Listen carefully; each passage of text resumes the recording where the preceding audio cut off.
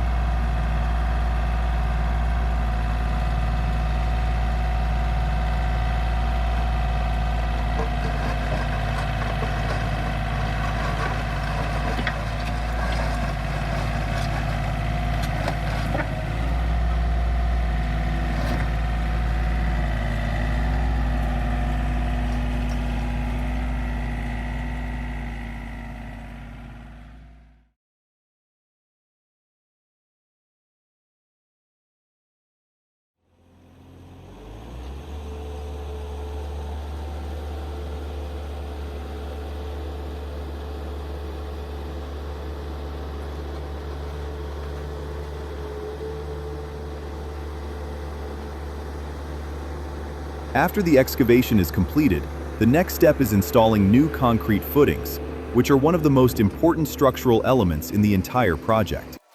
Footings are the base that supports the foundation walls and transfers the weight of the house safely into the ground. If the footings are not done correctly, the foundation could crack or settle over time, causing serious structural problems. The crew begins by measuring and marking where the footings will be placed. Wooden forms are then built to shape the concrete, and steel reinforcement bars, known as rebar, are installed inside the forms to strengthen the concrete.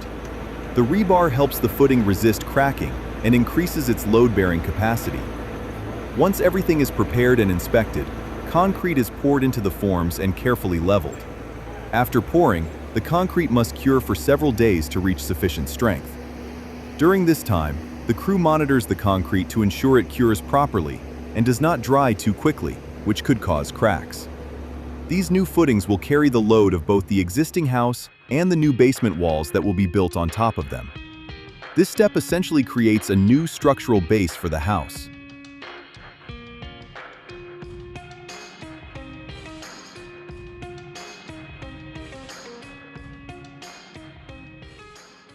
With the new footings completed and cured, the crew can begin building the new basement foundation walls using insulated concrete forms, or ICF. These are large foam blocks that stack together like Lego pieces to create the shape of the walls. The blocks are hollow in the middle, and that space will later be filled with reinforced concrete. One of the main advantages of ICF construction is that it provides both structure and insulation at the same time. Once the concrete is poured inside the forms, the foam stays in place and acts as insulation, making the basement warmer in winter and cooler in summer. This also improves energy efficiency for the entire house. The crew carefully stacks the ICF blocks on top of the new footings, making sure the walls are perfectly straight and level. Steel rebar is placed vertically and horizontally inside the forms to reinforce the concrete. Openings for basement windows, doors, and utility lines are also planned and framed at this stage. This step requires a lot of precision because once concrete is poured, the wall positions cannot be easily changed. By the end of this phase, the entire basement wall structure is formed and ready for concrete pouring.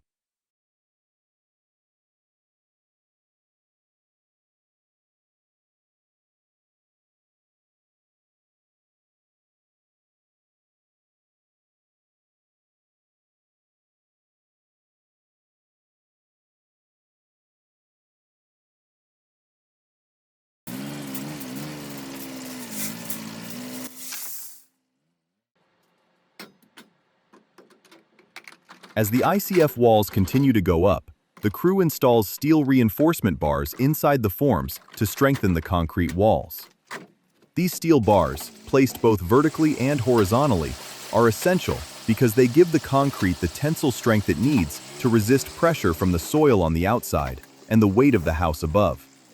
Without reinforcement, concrete walls could crack over time, especially in a basement where there is constant soil pressure and moisture.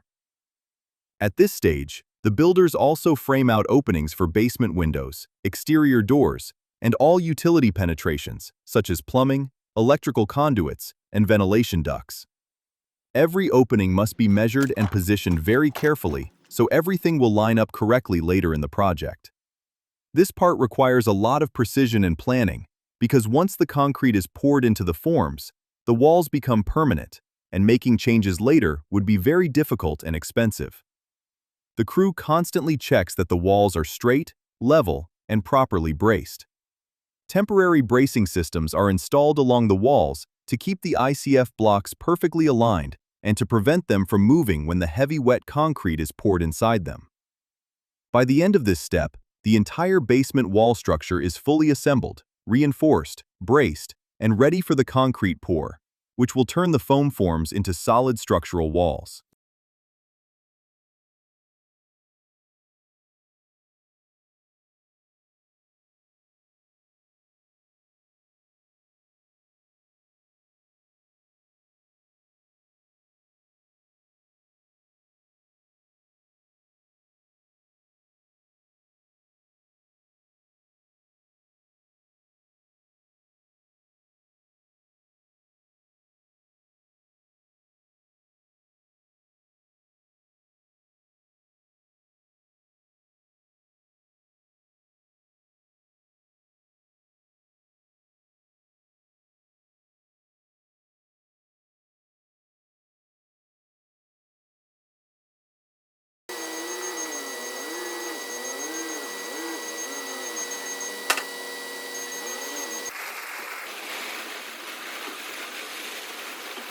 Now comes one of the most important and exciting stages of the project, pouring the concrete into the ICF forms. A concrete pump truck is usually used to deliver the concrete into the walls. The concrete is poured slowly from the top of the forms, filling the wall cavity from the bottom up. This slow and controlled process is very important because pouring too quickly could cause the pressure of the wet concrete to push the forms out of alignment or even cause a blowout. As the concrete is poured, workers use mechanical vibrating tools to remove trapped air pockets inside the walls. This process, called consolidation, helps the concrete flow evenly around the steel reinforcement bars and ensures there are no empty spaces or weak points inside the walls. Proper vibration makes the walls much stronger and more durable. Because the ICF blocks remain in place after the pour, they create a sandwich wall system. Foam insulation on the outside, solid reinforced concrete in the middle, and foam insulation on the inside. This results in a basement that is extremely strong, quiet, and energy efficient.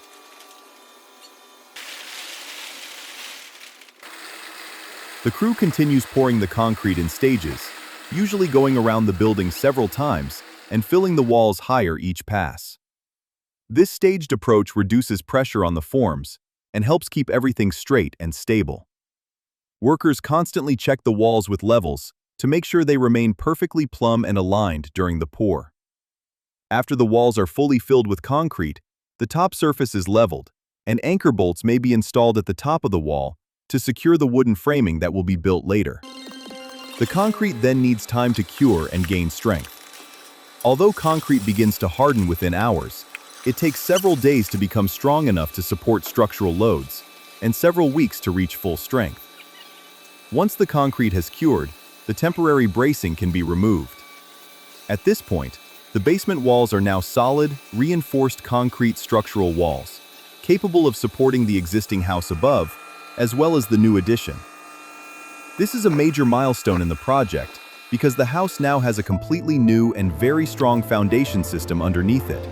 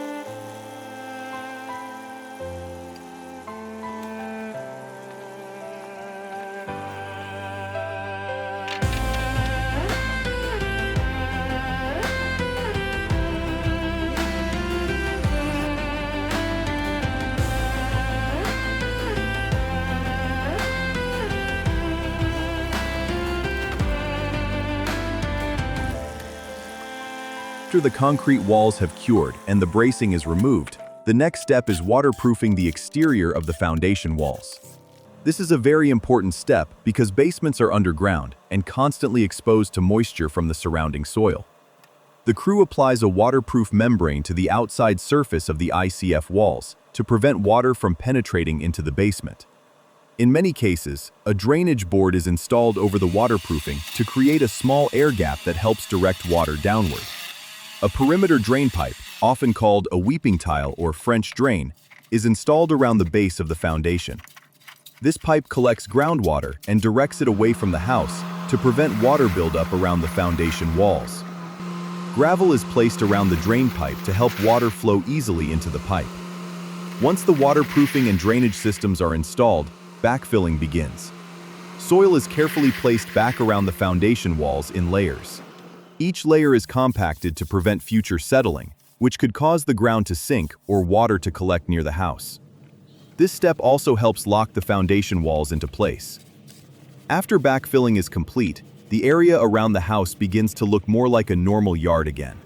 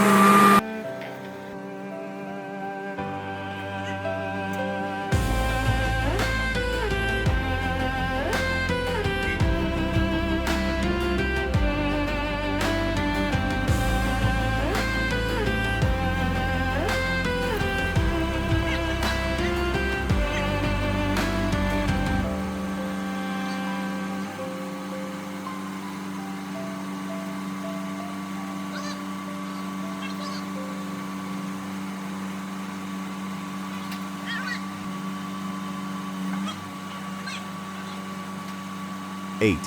Preparing a new basement floor for concrete. Inside the basement, the crew now prepares the floor for the concrete slab. The ground is first leveled and compacted to create a stable base. A layer of gravel is then spread across the entire floor area. This gravel layer helps with drainage and prevents moisture from rising up through the concrete slab. Next, a vapor barrier is installed over the gravel. This is usually a thick plastic sheet that prevents moisture from the ground from entering the basement through the concrete floor. In many builds, rigid foam insulation is installed on top of the vapor barrier to improve the energy efficiency of the basement and work together with the radiant floor heating system. Finally, wire mesh or rebar reinforcement may be installed to strengthen the concrete slab. By the end of this stage, the basement floor is fully prepared and ready for the installation of the radiant heating system and the concrete pour.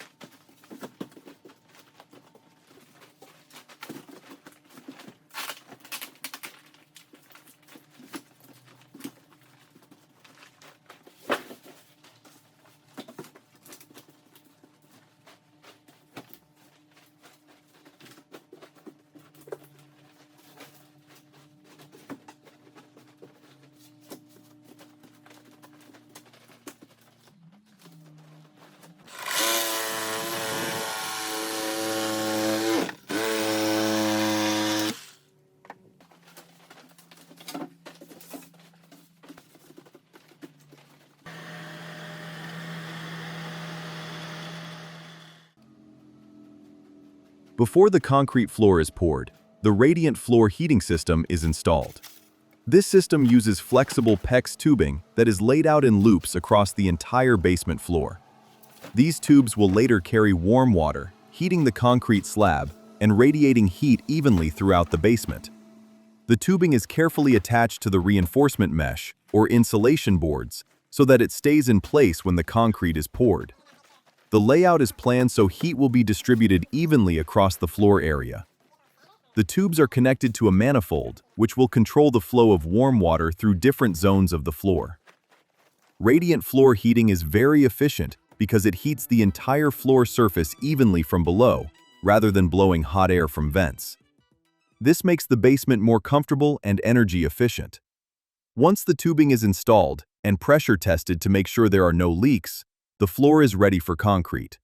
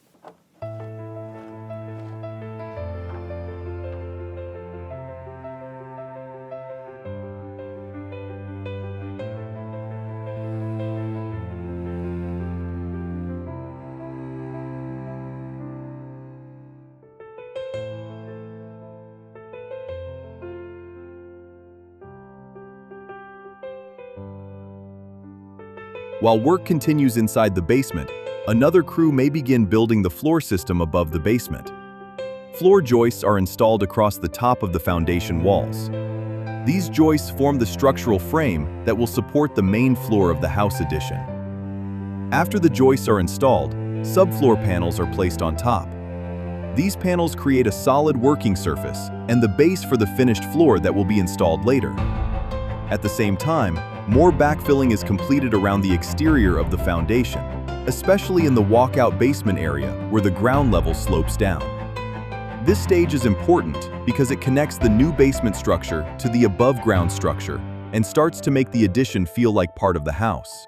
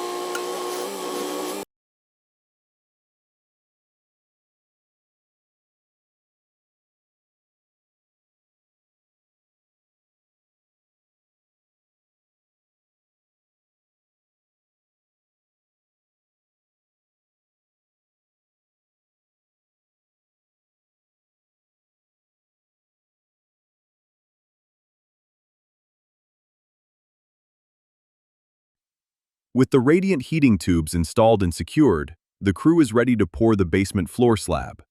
Concrete is brought in and carefully poured over the entire floor area, covering the heating tubes.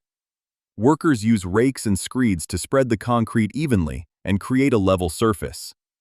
The concrete is then smoothed and finished using specialized tools to create a durable floor surface. During this process, the crew must be careful not to damage or move the radiant heating tubes. Once the slab is finished, it is left to cure for several days. After curing, the radiant heating system is now permanently embedded inside the concrete floor. This creates a very comfortable heated basement floor that will provide consistent heat during cold weather.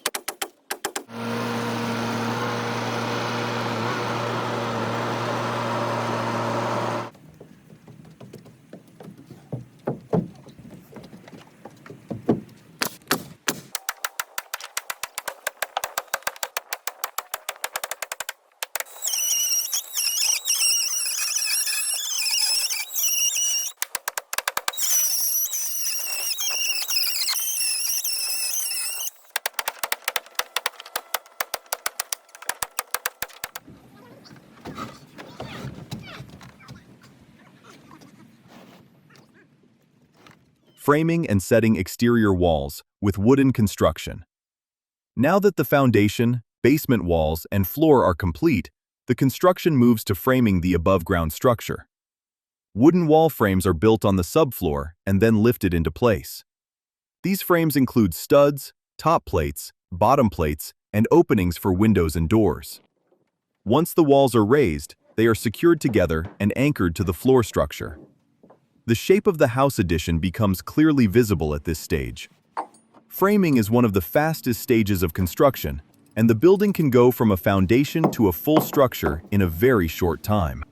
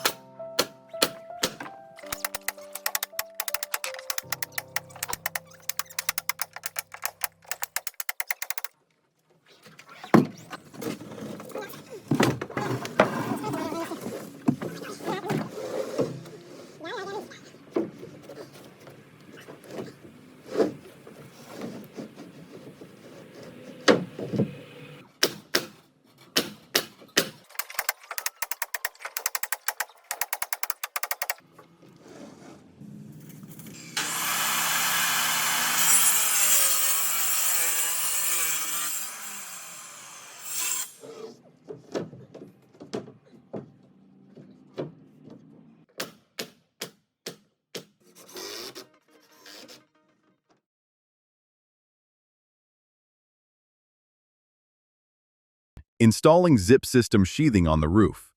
After the wall framing is complete, roof rafters or trusses are installed to form the roof structure. Then, zip system roof sheathing panels are installed on top of the roof framing. These panels provide structural strength and also act as a weather-resistant barrier. The seams between the panels are sealed with special tape to make the roof watertight. This protects the structure from rain and moisture while interior work continues.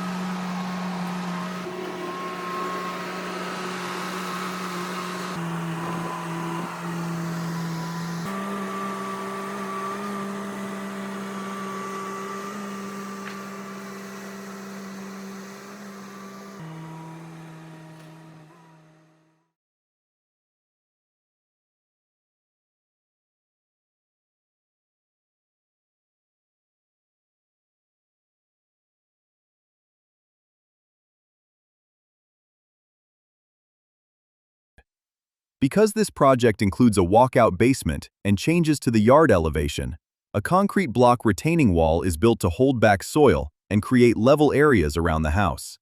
The retaining wall is built using concrete blocks, stacked and reinforced with steel and concrete.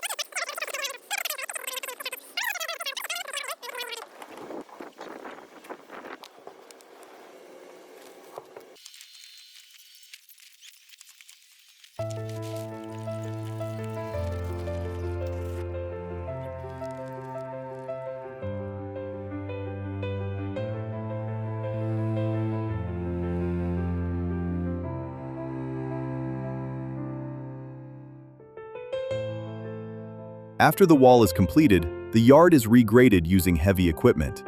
The ground is shaped so that water flows away from the house, which is very important for drainage and preventing basement water problems in the future.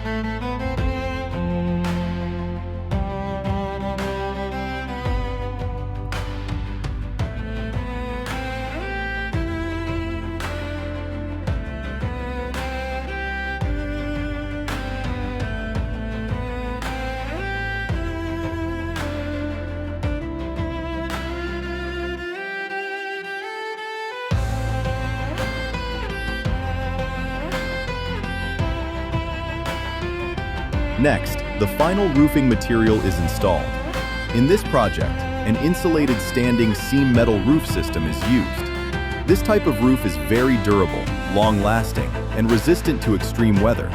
The standing seam design means the fasteners are hidden, which reduces the chance of leaks. Insulation and venting are installed as part of the roof system to improve energy efficiency and allow airflow, preventing moisture buildup and helping control temperature inside the house.